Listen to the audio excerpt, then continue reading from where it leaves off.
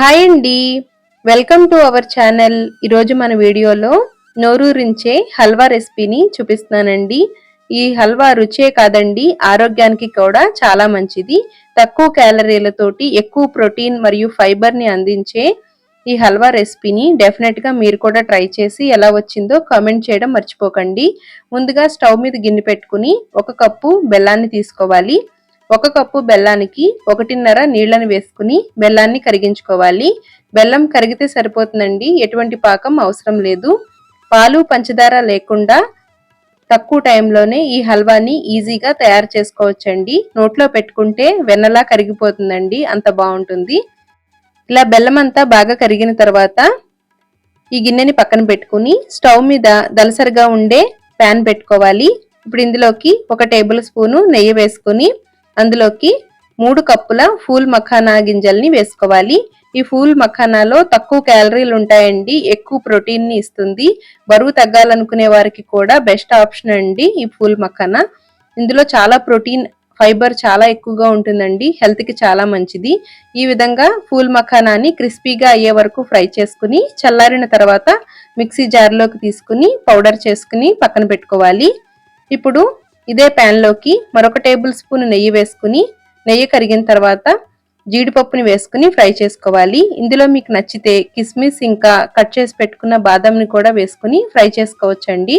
నేను కేవలం జీడిపప్పుని మాత్రమే వేసుకుని ఫ్రై చేసుకుంటున్నాను. ఈ విధంగా బాగా వేగిన తర్వాత వీటిని ఒక కప్పులోకి తీసుకోవాలి. ఇప్పుడు ప్యాన్ లోకి మరొక 2 టేబుల్ స్పూన్ల నెయ్యి వేసుకుని నెయ్యి కరిగిన తర్వాత అరకప్పు జొన్న పిండిని వేసుకోవాలండి. జొన్న పిండి ప్లేస్ లో మీరు గోధుమ పిండిని కూడా వేసుకోవచ్చు. ఈ జొన్న పిండిని లో టు మీడియం ఫ్లేమ్ లో నెయ్యి పైకి వచ్చే విధంగా ఫ్రై చేసుకుంటే జొన్న పిండి పచ్చివాసన లేకుండా హల్వా రుచి చాలా బాగుంటుందండి. 1-2 నిమిషాలకే ఈ హల్వా అంతా నెయ్యిని వదిలేస్తుందండి, అంతవరకు ఫ్రై చేసుకోవాలి. మన ఛానల్లో రాగులతోటి చేసిన హల్వా ఇంకా జొన్న పిండితోటి చేసిన హల్వా రెసిపీ కూడా ఉంది, ఒక్కసారి చూడండి. ఈ విధంగా జొన్న పిండిని కమ్మటి వాసన వచ్చే వరకు ఫ్రై చేసుకోవాలి. ఇలా ఫ్రై చేసుకున్న తర్వాత మనం రెడీ చేసి పెట్టుకున్న బెల్లం వాటర్ని ఫిల్టర్ చేసుకోవాలండి. ఈ బెల్లం వాటర్ వేసిన వెంటనే జొన్నపిండి ఉడకడం మొదలవుతుందండి. కలుపుతూ ఉన్నట్లయితే ఉండలు కట్టకుండా ఉంటుంది.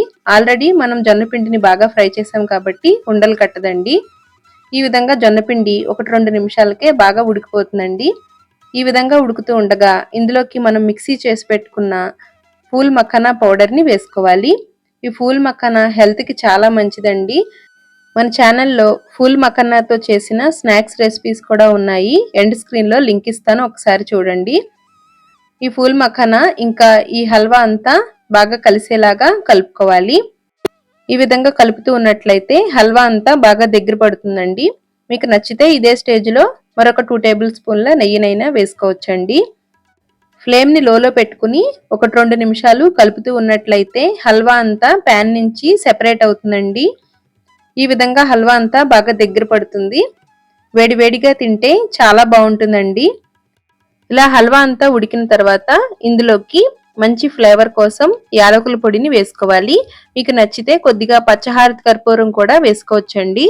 చివరిలో ఫ్రై చేసిన జీడిపప్పు ఇంకా 1 టేబుల్ స్పూను నెయ్యి వేసుకుని కలుపుకోవాలి. అంతేనండి, ఎంతో సింపుల్గా జొన్నపిండి ఇంకా ఫూల్ మఖానా తోటి చేసిన హల్వా మీకు నచ్చితే డెఫినెట్గా లైక్ చేసి మీ ఫ్రెండ్స్ అండ్ ఫ్యామిలీ మెంబర్స్కి షేర్ చేయండి. మరొక మంచి వీడియోతో మళ్ళీ కలుద్దాం. Thanks for watching.